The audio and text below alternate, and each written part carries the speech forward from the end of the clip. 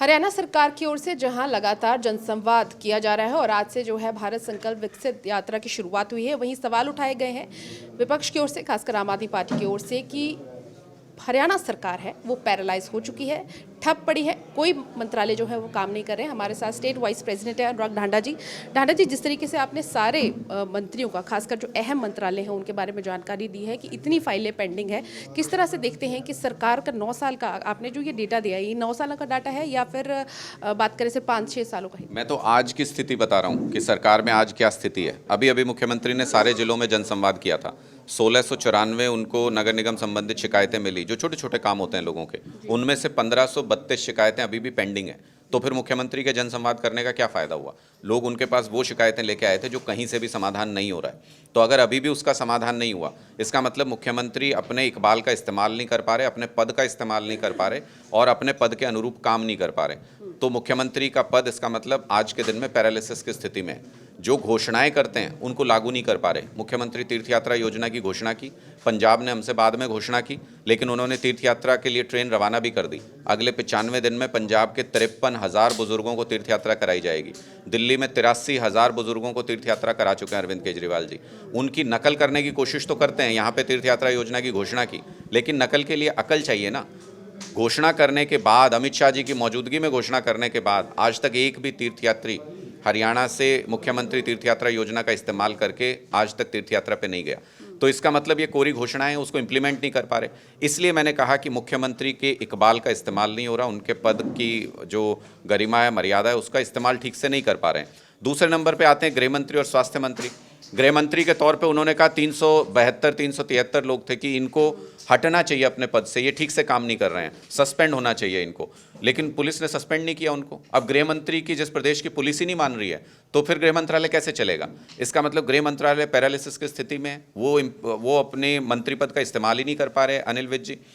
उनके पास स्वास्थ्य मंत्रालय है, जिसमें 56 दिन में 2 फाइलें क्लियर हुई हैं। 2,500 फाइलें पेंडिंग है स्वास्थ्य मंत्रालय में, 56 दिन में 2 फाइलें क्लियर हुई, मतलब महीने में 1 फाइल क्लियर होती है। तो इस हिसाब से अगले 100 साल भी दे दें तो भी इनसे 2500 फाइलें क्लियर नहीं होंगी।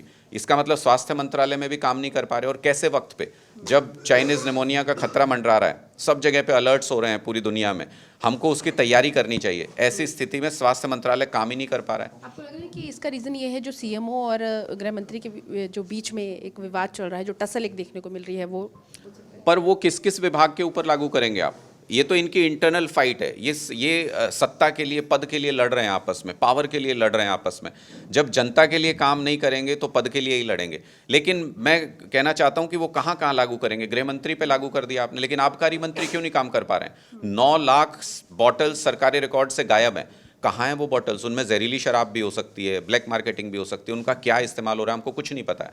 तो आगे भी लोगों की जान पे खतरा मंडरा रहा है। इतने लोगों की मौत हो गई जहरीली शराब पी के। सीबीआई, ईडी को केस क्यों नहीं सौंपा जाता? इसके लिए तो आबकारी विभाग को ही काम करना था, वो अपना काम ठीक से नहीं कर पा रहे।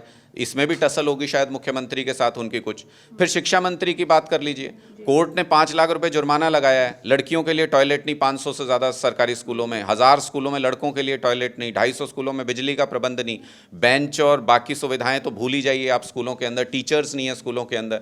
तो इसके लिए भी कोई शिक्षा मंत्री की टसल चल रही है मुख्यमंत्री से।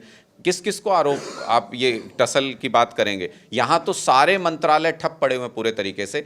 कृषि मंत्री का काम कृषि मंत्रालय में रहते हुए किसानों के फायदे के लिए काम करना था। किसानों को उनका मुआवजा सही समय पे मिल सके, इंश्योरेंस सही तरीके से मिल सके, उनकी फसलों का सही दाम मिल सके, खाद मिल सके, ये कृषि मंत्री का काम होता है। इनमें से एक भी काम नहीं हो रहा आज के दिन में ज़मीन पर। कृषि मंत्रालय भी ठप पड़ा हुआ है। तो सारे महत्वपूर्ण विभाग तो ठप पड़े हुए हैं, पूरी पैरालाइज्ड पड़ी हुई है पूरी हरियाणा सरकार। क्यों? उसका एक ही कारण है, क्योंकि लोगों का समर्थन हट गया सरकार के साथ से। लोकतंत्र में लोगों के समर्थन से सरकारें चलती हैं, लोगों का बीजेपी को समर्थन नहीं है, इसलिए कोई भी मंत्री, मुख्यमंत्री काम नहीं कर पा रहा। कृषि मंत्री जेपी दलाल का आपने बयान सुना होगा, किसान संगठन नाराज हैं, चाहे पंजाब है या हरियाणा, उनके इस बयान पर?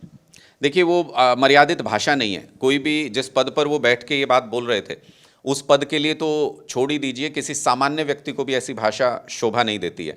आप किसी की बहन बेटी के बारे में कोई कमेंट करेंगे तो वो चुप तो नहीं रहेंगे।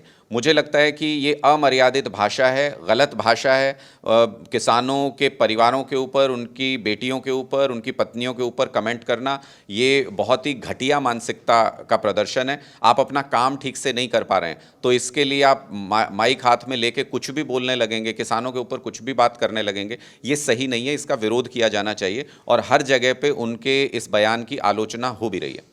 एक आखिरी सवाल, आज से जो है बीजेपी की भारत विकसित संकल्प यात्रा शुरू हुई है, किस तरह से देखते हैं? पहले जनसंवाद, अब ये यात्रा। ये बिल्कुल वैसे ही है जैसे प्रधानमंत्री जी ने कहा था 2 करोड़ रोजगार दे देंगे, दे नहीं पाए। 15 लाख रुपए दे देंगे, दे नहीं पाए। भारत को पता नहीं कब तक विकसित देश बनाने वाले थे, कुछ तो उस दिशा में बढ़ नहीं पाए। 5 ट्रिलियन इकोनॉमी करने वाले थे, कर नहीं पाए।